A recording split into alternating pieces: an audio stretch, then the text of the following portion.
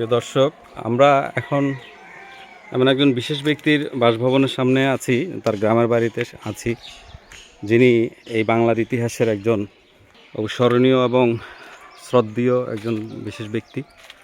এই যে দেখেন, তার বাসভবনটা দেখা যাচ্ছে।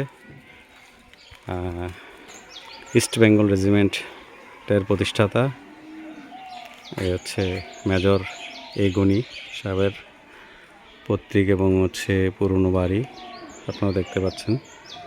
আমি এখানে আসছি একটি বিয়ের অনুষ্ঠানে এবং আমার কাছে খুবই ভালো লাগছে। ওনার মতো একজন বিশেষ ব্যক্তির বাসভবনের সামনে আসছি।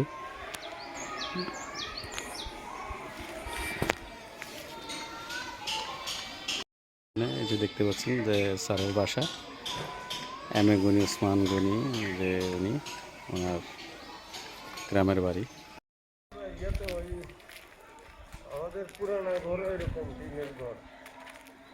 যে আমাদের জোটের সাবেক সভাপতি আমাদের স্যার এবং জোটের আমরা ভিজিট করতে আসলাম।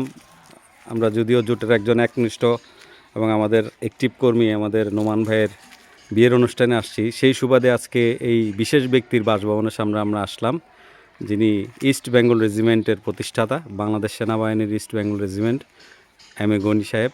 সব মিলিয়ে আমরা খুব প্রাউড ফিল করছি যে ওনার বাসার সামনে আমরা আসতে পারছি এবং ওনার একটা স্মৃতি ধরে রাখার জন্য আমরা এই ভিডিও এবং ফটোগ্রাফি ক্যাপচার করছি।